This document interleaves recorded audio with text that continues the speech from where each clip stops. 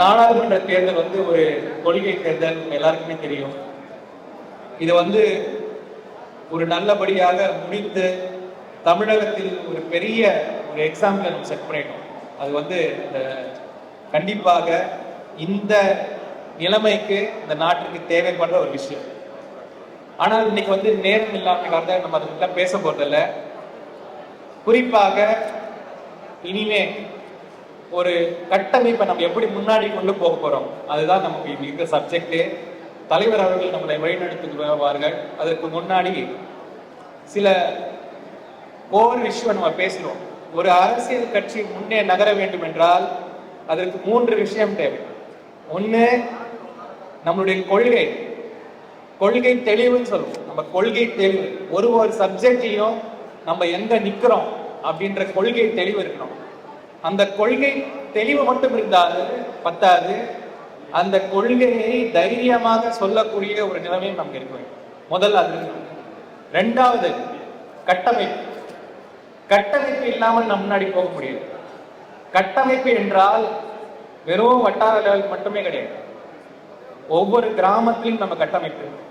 அண்ணன் ஆரோன் அவர்கள் சொன்னார்கள், கிராம காங்கிரஸ் கமிட்டி நம்மளுடைய அடிமட்ட கமிட்டி. அதுதான் எங்கேயோ நடுவில் அது பூத் கமிட்டியா மாறிடுச்சு.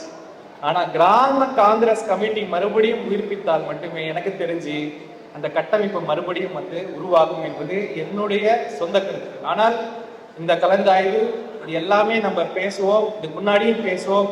தலைவர்கள் எப்படி நமக்கு வழிகாட்டுறாரோ அதுக்கு ஏற்ற மாதிரி நடப்போம். ஆனால் நம்மளுடைய வேர்களில் நமக்கு வலுவில்லை என்றால் மேல என்ன இருந்தும் பிரயோஜனம் கிடையாது. மூன்றாவது, ஒரு கட்சிக்கு தேவை தலைமை. இன்றைக்கு ஒரு அருமையான தலைவர் அண்ணன் செல்வ பிறந்தகை அவர்கள் நமக்கு கிடைச்சிருக்காங்க.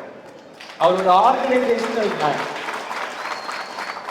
சொல்ல போற கருத்தை மிகவும் தைரியமாக தெளிவாக சொல்லக்கூடிய ஒரு திறமையான ஒரு தலைவர். ஒரு கட்டமைப்பின் மீது ஒரு நம்பிக்கையும் கட்டமைப்பின் மீது ஒரு அக்கறையும் கொண்ட ஒரு தலைவர். அதனால அவர் இருக்கும்போது மறுபடியும் நம்ம பழைய கதையெல்லாம் பேச முடியாது. இனிமே வேலை வேலை வேலை வேலை செய்பவர்களுக்கு உயர்வு, வேலை செய்யணும்னா பெரிஸ், இப்படிதான் இருக்கும் போது அதை நான் அவர் சார்பாக நான் சொல்லிட்டேன். இன்னைக்கு 2 நாள் முன்னாடி நம்மளுடைய இளத்தலைவர் ராகுல் காந்தி ஒரு மீட்டிங், ஒரு பேட்டியில சொல்லியிருந்தார், இனிமே ரேஸ் ஓடுற குதிரை ரேஸ்ல தான் ஓடும், டான்ஸ் ஆடுற குதிரை டான்ஸ்ல தான் ஆடும் அப்படின்ற மாதிரி ஒரு குறிப்பை சொல்லியிருந்தாரு. அதுக்கு என்ன அர்த்தம்னா, வேலை செய்தால் மட்டுமே. இன்னைக்கு நம்ம கிட்ட இருக்க பெரிய பிரச்சனை என்ன, கட்டமைப்பு இருந்தாலும் நான் நிறைய இடத்துல போவேன், போய் கேட்பேன், உங்ககிட்ட பிளாக் கமிட்டி இருக்கா? Block committee. பூத் கமிட்டி இருக்கா? Booth committee. என்ன பண்ணுவீங்க? என்ன பண்ணுவோன்னு யாருக்குமே தெரியும். கமிட்டி இருக்குது, ஆனா என்ன பண்ணுவோன்னு யாருக்குமே தெரியும். எலெக்ஷன் வரும்போது கூட என்ன பண்ணுவோன்னு யாருக்குமே தெரியும்.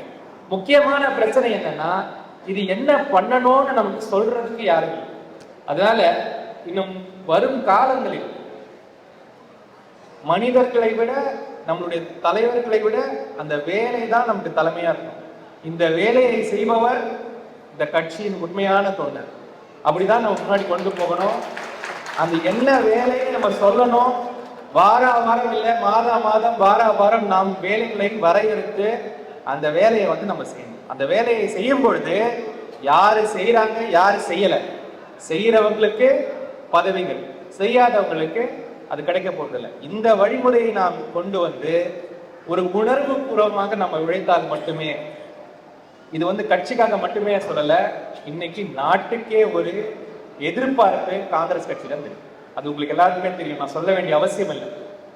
இன்னைக்கு நமக்கு வந்து ஒரு பெரிய கொள்கை பிடிப்புக்கான ஒரு பெரிய ஆயுதம் கையில வந்துருச்சு. என்னன்னு சொல்லுங்க பார்ப்போம்.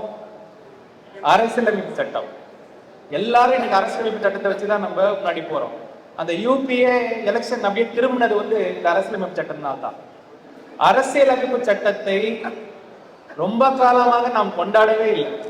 அது நிறைய பேருக்கு அது என்னன்னே தெரியாது. ஆனா இன்னைக்கு அது வந்து ஒரு ஆயுதமாக நம்ம கையில வந்திருக்கு. இந்த அரசியலமைப்பு சட்டத்தை வைத்து இந்த பாசிசவாதிகளை நாம் அடிக்க வேண்டும். அதனால நமக்கு வந்து கொள்கைக்கான கன்ஃபியூஷனும் இல்லை, தலைமை ஒரு பக்கா தலைமை இருக்கு, கட்டமைப்பை அமைப்பது நாம் கடமை. அதனால இந்த மாவட்டத்தை பொறுத்த வரைக்கும் இது காங்கிரசின் என்னது ஓட் பேங்க் மட்டும் இல்ல, காங்கிரசின் வேர் இருக்கும் ஒரு ஒரு மாவட்டம். ஏன்னா எனக்கு தெரியும், நான் இந்த இந்த பூமியில பிறந்து இங்கேயே வளர்ந்து இங்கேயே வந்தேன். அதனால எனக்கு நல்லாவே தெரியும் இங்க காங்கிரஸ் உணர்வு எவ்வளவு இருக்குன்ட்டு இந்த மண்ணுக்குள்ள. இங்க இருந்து அந்த உணர்வை வைத்துக் கொண்டு நாம் கட்டமைப்பை உருவாக்க வேண்டும். ஆனா கட்டமைப்பு இனிமே தலைவர்கள் மட்டும் இருக்க போறதில்லை. இல்ல நான் இந்த கமிட்டி தலைவர் அந்த கமிட்டி, அது வலைகவன். நமக்கு ஆட்கள் ஒரு கிராமத்திலும் இருந்தால் மட்டுமே நம்ம சொல்ல போற வேலையை அவங்க செய்ய முடியும்.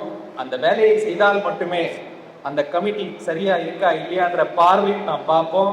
எல்லாமே ஒரு மானிட்டரிங் அண்ட் ஒரு ஃபீட்பேக்கோட தான் இன்னும் நடக்க போகுது.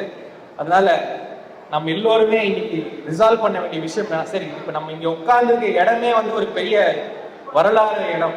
பக்கத்துல இருக்க ஆவடி தான் 1955 70வது காங்கிரஸ் ஏஐசிசி செஷன் இங்க தான் நடந்தது. இந்த செஷனோட முக்கியத்துவம் தெரியுமா? முதல்ல காங்கிரஸ் கட்சி ஒரு சோசியலிஸ்டிக் பார்ட்டி அப்படின்னு டிக்ளரேஷன் இங்க தான் ஆச்சு. பொது உடைமைக்கான ஒரு கட்சியாக இது இருக்க போகிறது, சமூக நீதிக்கான கட்சியாக இருக்க போகிறது என்று உரக்க ஒரு டிக்ளரேஷன் பண்ணதே இந்த இடம் தான். இங்க இருந்துதான் அதெல்லாம் ஆரம்பிச்சது. அதனால அப்படிப்பட்ட ஒரு வரலாறு சார்ந்த ஒரு இடத்தில் இருந்து கண்டிப்பாக இன்னைக்கு நம்ம சொல்ல வேண்டிய ஒரு வாக்குறுதி, தலைவர்களுக்கு நாம் கொடுக்க வேண்டிய வாக்குறுதி என்னன்னா, கிராமமாக நாம் கட்டமைப்பை வலுப்படுத்துவோம். இது மட்டும்தான், வேற ஒண்ணுமே கன்ஃபியூஷனே வேண்டாம். ஆளுக்கு நம்மளுடைய ஏரியால இருக்க அந்த கிராமங்கள்ல கிராம கமிட்டியை வலுப்படுத்துவோம். அது எப்படி வலுப்படுத்தணும் உங்களுக்கு தெரியும்.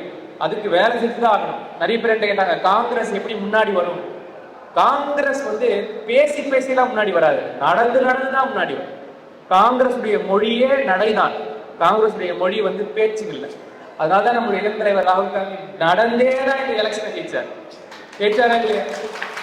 அவர் 4000 கிலோமீட்டர் நடக்கும் பொழுது நாம ஒரு 40 கிலோமீட்டர் நடக்க முடியாதா? கண்டிப்பாக இப்ப யார் நடக்க போறா, யார் இந்த கிராம கமிட்டிகளை வலுப்படுத்த போறான்றத பார்த்துக்கிட்டு தான் இருக்க போறோம்.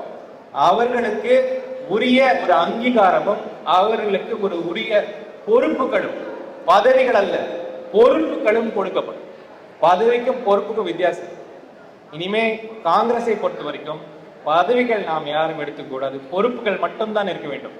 என்னுடைய பொறுப்பு இன்னொருத்தருக்கு போகும்போது அப்படியே நான் எல்லாத்தையும் காலி பண்ணிட்டு போறது கிடையாது. என்னுடைய பொறுப்பு இன்னொருத்தருக்கு போகும்போது கட்சிக்கு அது வலுவாக நிற்க வேண்டும். அதனால கட்சியுடைய கொள்கை, கட்சியுடைய ஒரு கட்டமைப்பு, இது எல்லாமே நமக்கு பெருமை சேர்க்கிற விஷயம். அப்போ நம்ம வீட்டிலேயே நம்ம குழந்தைங்க நம்மளை பார்த்து கேட்டாங்கன்னா, நீ ஒரு 20 வருஷம் என்ன பண்ண ஒரு கேள்வி இருந்தால் நம்ம கேள்விக்கு ஒரு பதில் சொல்லணும்.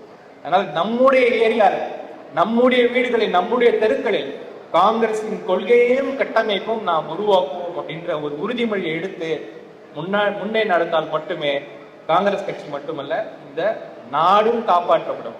தமிழகத்தில் இதைவிட ஒரு அரசியலான ஒரு பெரிய ஒரு வாய்ப்பு நமக்கு கிடைக்காது. இது ஒரு அருமையான வாய்ப்பு. இன்னைக்கு காங்கிரஸ் கமிட்டி, காங்கிரஸ் கட்சியை எதிர்பார்த்து கொண்டு ஆரத்தியுடன் மக்கள் காத்து கொண்டிருக்காங்க. அவ்வளவுதான் நான் சொல்லுவேன். அதனால இன்னைக்கு இந்த வாக்குறுதியை நாம் தலைவருக்கு கொடுக்க வேண்டும். தலைவர் நமக்கு எப்படி வழி நடத்துறாங்களோ அதுக்கு ஏற்ற மாதிரி நாம் நடக்க வேண்டும். மேல இருக்கிறத விட நாம வேறுகளில் செல்வதற்கு ஆசைப்படும். இதுதான் காங்கிரஸ் கட்சி அப்படின்னு நான் நம்புறேன், அப்படின்னு நான் நினைக்கிறேன். இன்னொரு உங்களுக்கு எல்லாருக்குமே நான் ஒரு வாக்குறுதி கொடுத்தேன். என்னுடைய எலெக்ஷன் நடக்கும்போது ஒரே ஒரு வாக்குறுதி தான் நான் கொடுத்தேன். உங்களில் ஒருவனாகவே நான் இருப்பேன் அப்படின்ற வாக்குறுதியை கொடுத்தேன். அது கடைசி வரைக்கும் நான் மாற்ற மாட்டேன். என்னை நீங்க ஒரு நாடாளுமன்ற உறுப்பினரெல்லாம் பார்க்க வேண்டாம். அவ்வளவு பெரிய வார்த்தையெல்லாம் தேவை. இங்க இருக்க பெருமாள் பேட்டில், இங்க இருக்கிற கோயில் குப்பத்துல ஒருத்தனா தான் உங்களுடைய நான் பயணிப்பேன். உங்களுடைய பிரச்சனைகளுக்கு எல்லாம் என்னால் தீர்த்து வைக்க முடியுமா இல்லையோ, உங்க கூடவே தோளோடு தோள் நான் நிற்பேன். அதுல எந்த மாற்று கருத்தும் கிடையாது. ஆனா நாம் எல்லோரும் சேர்ந்து எடுக்க வேண்டிய ஒரு முடிவு என்னன்னா, இந்த கட்டமைப்பை நாம் சரி செய்வோம். அதுல ஒருத்தருக்கு இடத்துக்கு போகும், மிஸ் ஆகும், அதெல்லாம் கண்டுக்காதீங்க. இன்னைக்கு நம்ம தேர தள்ள வேண்டிய நாள். நான் தள்ளுறேனா அவர் தள்ளுறான்ற முக்கியம் கிடையாது. யார் தள்ளினாலும் தோல் கொடுக்க வேண்டிய நாள் வந்தாச்சு. இது நிறைய பேர் சொல்லுவாங்க, இன்னொரு 20 சீட் பண்ணி தான் ஜெயிச்சிருக்கலாமே சார். ஏன்னா நான் டெல்லியில நான் தாங்க கேம்பெயின் மேனேஜ் பண்ணிட்டு இருக்கேன். நான் சொல்றேன், இது ஜெயிச்சிருந்தா கூட எங்களுக்கு தேவையில்லை. இது ஆச்சு இல்ல, இன்னைக்கு ஆயிருக்குல்ல, இது முக்கியம். ஏன்னா இன்னைக்கு இந்த நாட்டுடைய உணர்வு எல்லாருக்கும் புரிஞ்சு போச்சு.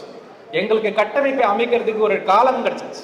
இன்னொரு 4 வருஷம் 5 வருஷம் கட்டமைப்பை அமைப்போம், அப்புறம் அடிப்போம் 2029. அதற்கு நீங்க எல்லாருமே தயாராக வேண்டும். நீங்கள் மட்டுமல்ல, இன்னும் நிறைய நல்ல உள்ளங்கள் வெளியே இருக்காங்க. வயசானவங்க, யங்ஸ்டர்ஸ் எல்லாருமே இருக்காங்க. எல்லாரையும் உள்ள கொண்டு வருவோம். இந்த கட்டமைப்பை சரி செய்யும். என்னுடைய ஒரே ஒரு வேண்டுகோள் அதுதான். தலைவர் அவர்கள் நம்மளை எந்த மாதிரி வழிநடத்துறாங்களோ அந்த மாதிரி நம்ம முன்னே நடக்க வேண்டும். நம்ம எல்லோருடைய சார்பாகவும் நான் இந்த வாக்குறுதியை அவர்கள் கொடுத்து இந்த வாய்ப்பு நன்றி கூறுகிறேன்.